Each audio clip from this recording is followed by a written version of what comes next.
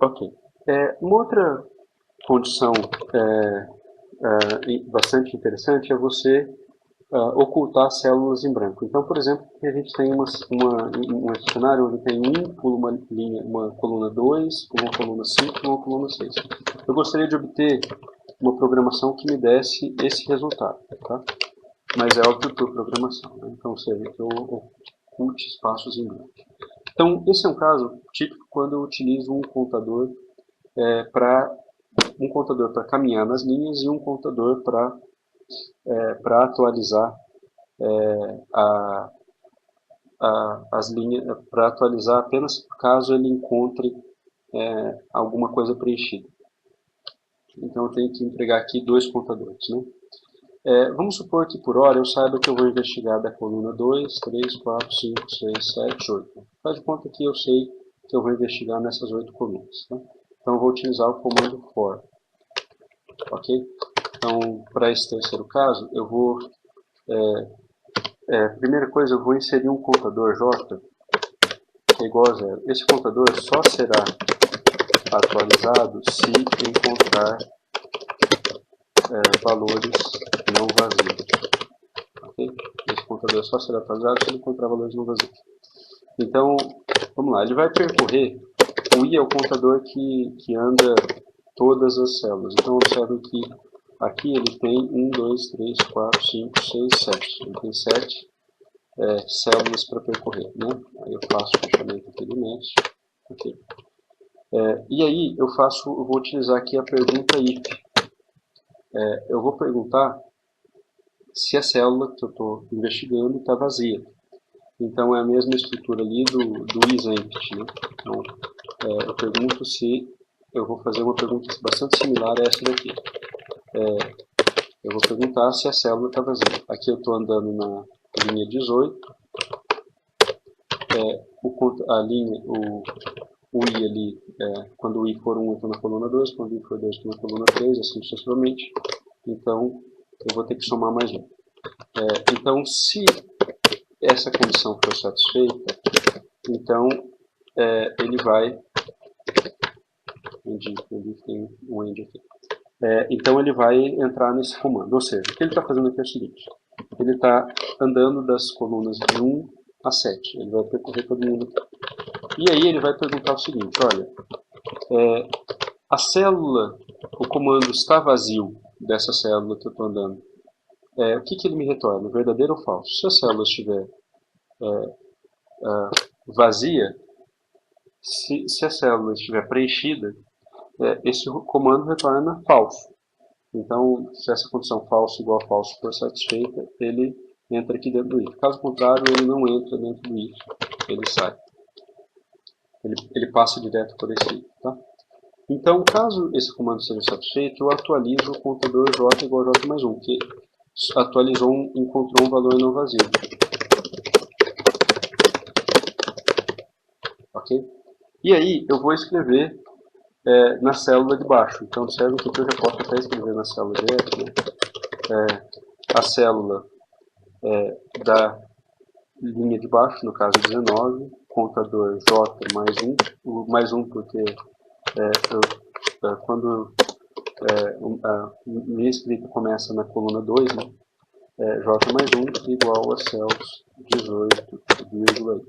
Okay? Então, essa é a estrutura para preenchimento das colunas não vazias. Então, observe que quando eu rodar, não aconteceu, né? Eu também... Aqui, 19 mais I, 18 mais I mais 1. Na verdade, o problema que eu estava investigando ali o I é um contador que vai de 1 a 7, mas as células investigadas sempre tem um I mais 1 ali, porque eu começo na coluna 2, por isso que não preencheu. Então, quando eu faço isso aqui, ele preencheu o que eu queria, certo? Então, ele preencheu sem espaços vazios. Ok?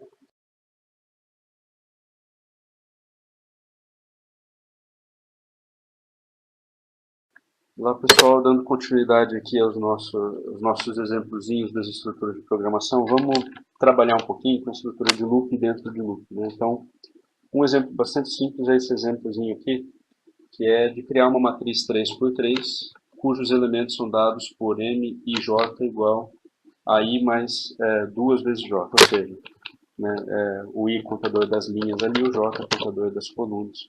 Então, o objetivo do nosso exemplo é esse. Então, vamos lá. Eu vou iniciar aqui. Eu não posso ter duas subrotinas com o mesmo nome, senão ele vai reclamar, tá? Então, eu vou chamar aqui de principal 2, só porque, para diferenciar caso alguém esteja rodando no mesmo arquivo de Excel que fez os exercícios anteriores. Então, vou criar aqui duas variáveis inteiras. Tá? Eu não precisaria criar uma matriz propriamente.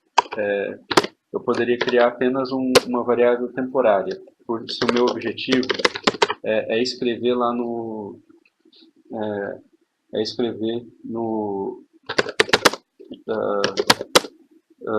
no arquivo de Excel. Eu vou ilustrar as duas formas de fazer aqui, tá? Só para mostrar como que as duas formas poderiam ser feitas. É simples. Então, basicamente, eu começo com uma estrutura de 1 a 3, vou andar nas linhas. Então, quando a linha estiver fixa, agora eu vou andar nas colunas. E lembre-se que eu estou identificando o código, isso é uma boa prática de programação. Ok? E aí agora vamos escrever o resultado. Então, aqui eu estou armazenando o resultado numa matriz, ou seja, quando ele sair da estrutura, ele vai ter montado a matriz para mim. E essa matriz está armazenada ali na memória do VBA enquanto ele estiver rodando aquele programa. Então vamos lá. O I é o contador das linhas. Quando eu estou começando aqui na linha 35. Quando o I for 1, eu estou na linha 35. Quando o I for 2, eu estou na linha 36. Quando o I for 3, eu estou na linha 37. Similarmente, o contador das colunas é o J, né? Então, quando o J for 1, eu estou na coluna 2. Quando o J for 2, eu estou na coluna 3. Quando o J for 3, eu estou na coluna 4. Então, observem que eu tenho que começar ali para escrever o resultado. Eu tenho que somar I mais 34. Ou seja, o I começa em 1. Quando o I for 1, eu quero estar na linha 35. E o J, eu vou somar J mais 1, porque quando o J for 1, eu quero estar na coluna 2. Isso vai receber a matriz M e J. Ok? Então, essa é a estruturazinha de programação. Quando a gente pede para rodar, a gente vê que ele preencheu de acordo com a regra que a gente colocou lá para ele. Eu falei que não precisava ser uma matriz 3x3, ele poderia utilizar simplesmente uma variável auxiliar, já que o objetivo dele é a escrita. Simplesmente a escrita. Então, observe que eu poderia, já se o objetivo é escrita, eu nem precisaria da variável auxiliar, na verdade, né?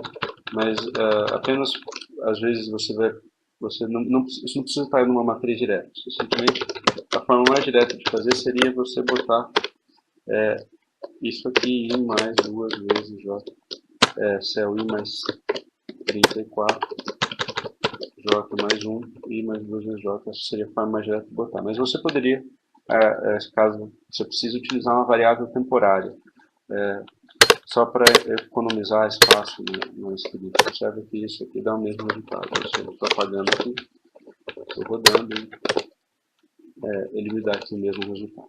Ok?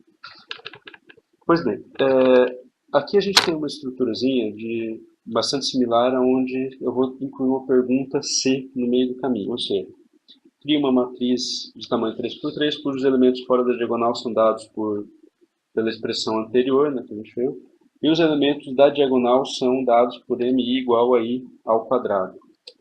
Né?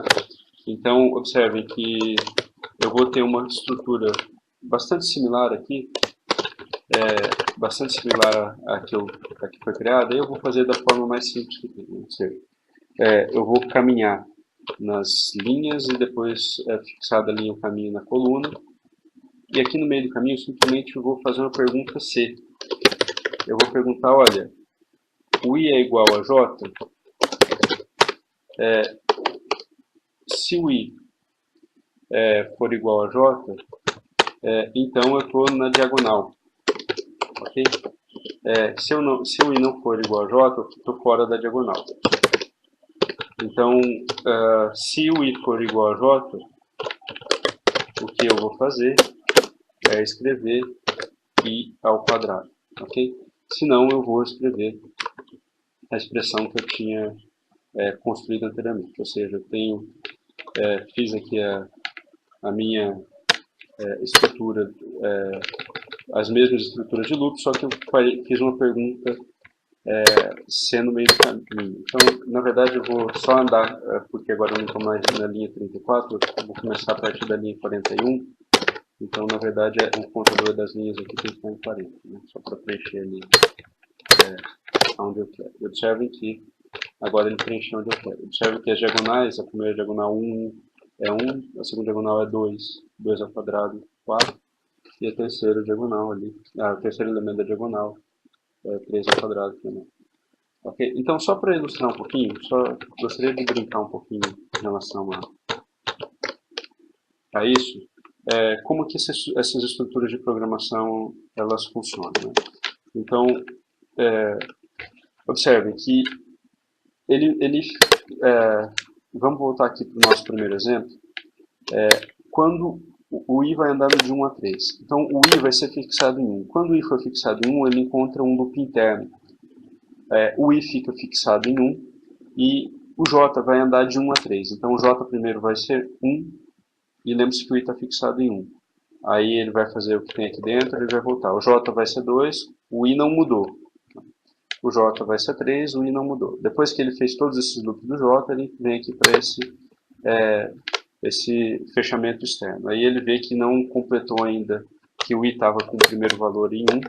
Então ele vai voltar para cá e vai falar, olha, o I agora é 2. Aí ele vai vir aqui e vai repetir novamente para todos os J's. Então observem que na realidade, esse tipo de estrutura aqui, ele vai fixar da linha, ele preenche todas as colunas. Fixar da linha, ele preenche todas as colunas. A gente pode ilustrar isso, eu vou ilustrar isso aqui parando o código e mostrando para vocês como é que isso está. Então, observe que eu vou botar um pause aqui e vamos mostrar como é que isso funciona. Observe como que ele vai estar preenchendo esses caras. Deixa eu ver se ele vai preencher todo mundo uma vez. Então, observem que ele fixou o I igual a 1 e ele preencheu todas as colunas. Ele andou até ali. Então, agora eu vou dar uma continuidade no código e ele preencheu agora a segunda linha. Por fim, ele vai ter preenchido a terceira linha. Observem que essa é a estruturazinha básica como o código está entendendo o que a gente escreveu ali. Ele está executando o que a gente escreveu ali. E aqui é a mesma coisa, ou seja, ele fixa o I, fixa a linha, aí ele começa a andar nas colunas. E cada vez que ele anda nas colunas, antes de escrever, ele pergunta, olha, o I é igual a J, ou seja, eu estou numa diagonal. Caso esteja numa diagonal, eu tenho uma regra de preenchimento. Caso esteja fora da diagonal, tem outra regra de preenchimento. Ok?